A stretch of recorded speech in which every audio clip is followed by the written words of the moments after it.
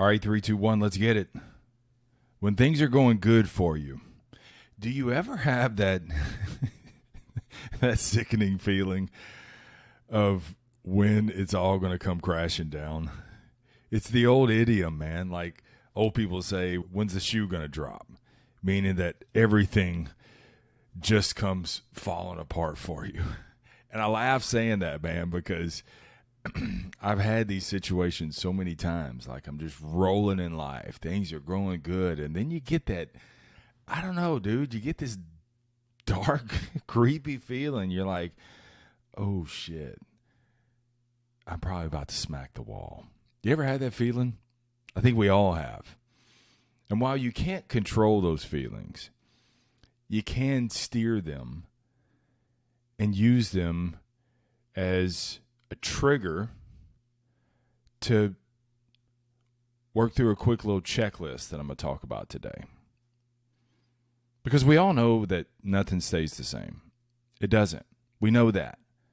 But just because things change from north to a little bit south doesn't mean that everything has to come crashing down. It doesn't mean that it all has to be cataclysmic. It doesn't. Because things rarely go bad in an instant.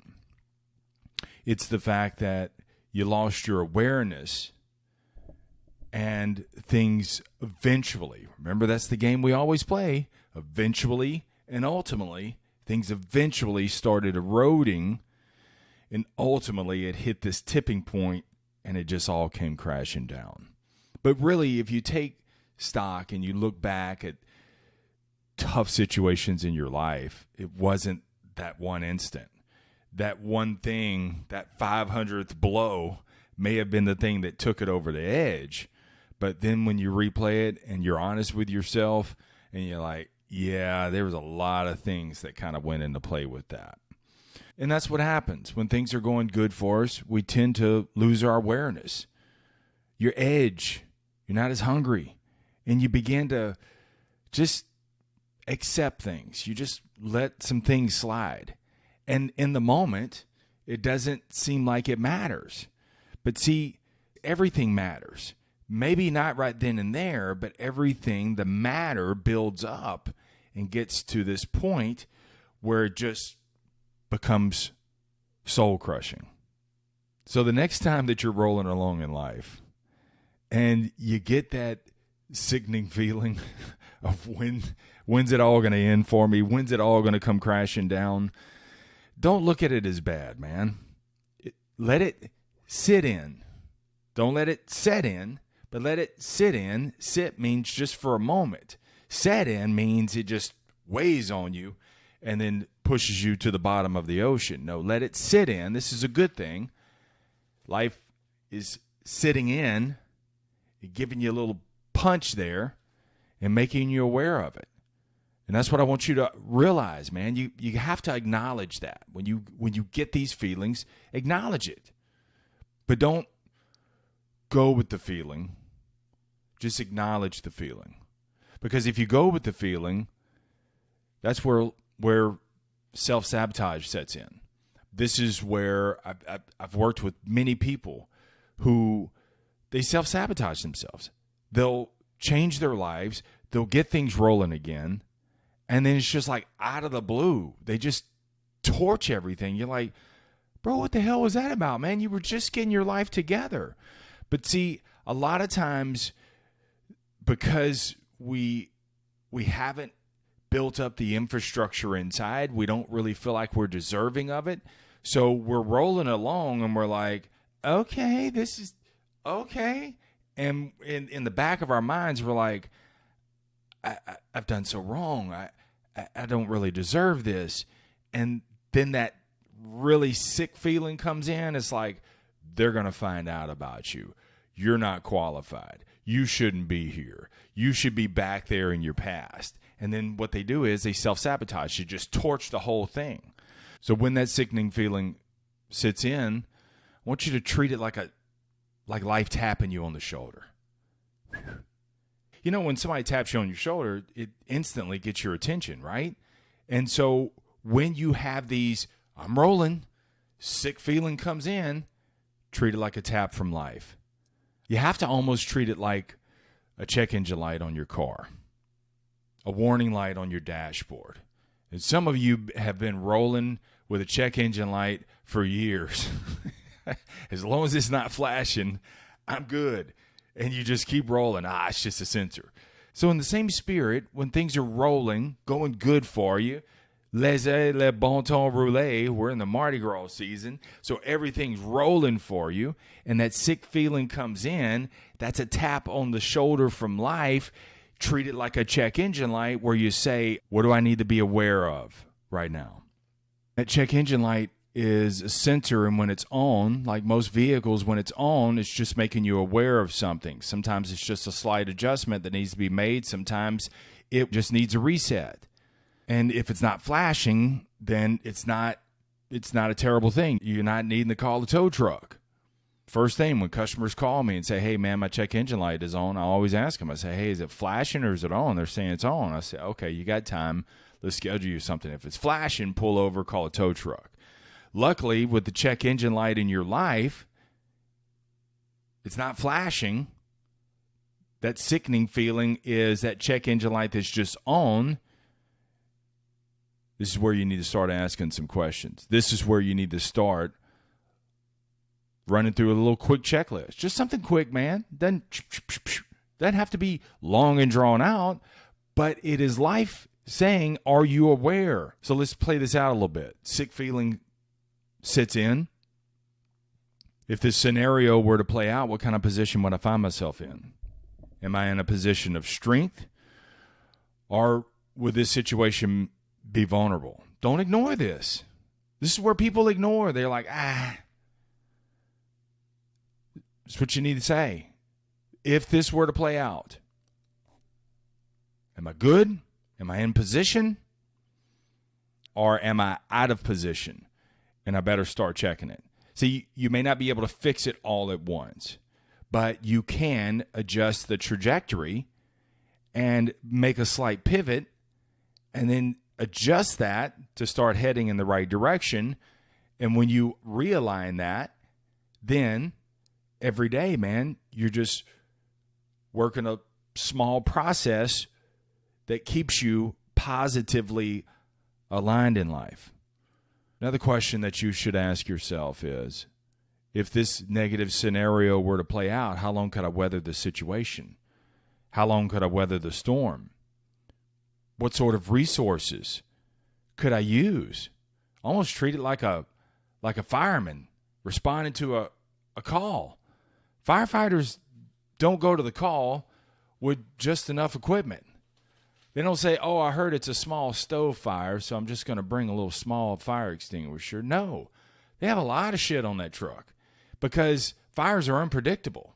Sometimes things in your life are unpredictable. What looks like a small fire gets out of hand real quick. So in the same spirit, just like things get out of hand on a call from a firefighter, they go to that truck and they get extra resources. That's the kind of thing you need to be looking at when you get that sickening feeling is, what's on my fire truck? What additional resources do I have if need be? What are my credit card balances? In a bad scenario, are my credit card balances out of whack? Could I live on my credit cards? Don't advise that, but in a bad situation, what could I pay on a credit card? Could I cash out my investments? My 401k? Could I do a home equity loan and cash out some of the equity? Instead of just cashing it out just to have a rolling Disney summer, I don't do that. See, this is where you check this. You're like, look, I got some really good equity in this home. I'm not going to do anything just in case because I really don't need it for a vacation.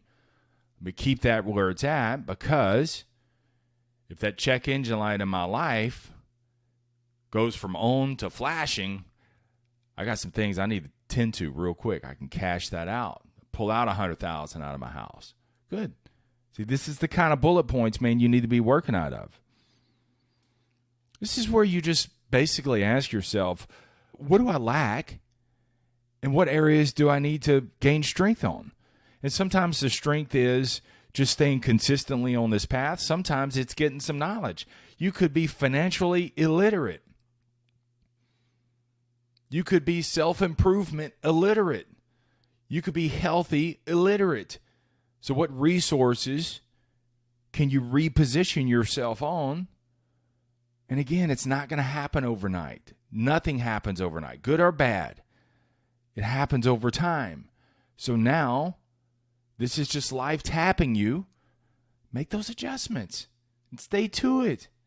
And just stay in that right direction from there. This is where you got to get dyslexic in your mind. When things are going good, work as if it's bad. This is where you keep your hunger, keep your awareness, stay in position, reposition your alignment. And then when things are going bad, work as if it's good. Because things never stay bad forever. So, the self-improvement, the positivity, the not turning to vices or hanging out with toxic people or doing toxic things. Go bust a sweat instead of go to the bar. See, these are things, when it's bad, work as if it's good. And so you keep yourself, even though the current situation is not so favorable, everything that surrounds that current situation that you can control will put you in position so when things turn back around, you're right back in the lane. Let's go. In the book Effortless, Greg McKeown writes, just as you can find small actions to make life easier in the future, you can look for small actions that will prevent your life from becoming harder, more complicated. See, small things. This is why I bang the drum on a process, 3 to 5 things that you do every single day. And a lot of what I bang the drum on is just your self-improvement, your health, these things. But you can also work a process in your finances, just 3 to 4 things. You can do it in your relationship. You can do it in your career. Just 3 to 5 things, man. Just a simple process. And you work that every single day. I'm not interested in the results. I'm interested more so in the direction that puts me on the trajectory toward favorable results. And I don't get bogged down because I don't get enough results right then and there. I realize and believe in the power of compounding. So even though it's not happening in 6 months, 6 years from now, I gain 20 years of results because I stayed to it, because I just laid the brick, because I didn't put a negative narrative to it. I just worked a 3 to 5 step process. In essence, man, you just don't let things slide. Confront, confront, confront, confront. And it took me bottoming out in life to begin to confront some things, to not let things slide, to not say I'll deal with it on Monday or today's an off day. I don't want to fool it. No, just confront it. If you keep the minors minor, they'll never become major. So you keep things minor. See something that's a little bit out of alignment for your life? Check engine light. Check it. What kind of position am I in? Where's this heading? Am I going to be vulnerable? Am I in a position of strength? If you're in a position of strength, bravo. Keep doing what you're doing. If you're not, okay, what's the slight adjustment? Just slight adjustment. This is what's beautiful about it, because rarely, I'm going to emphasize this, rarely does everything happen all at once. It didn't happen overnight. It happened over time. And this is the beautiful thing about life. When things are rolling, life gives us these fearful thoughts of, oh my God, all this could end. That's the grace of life.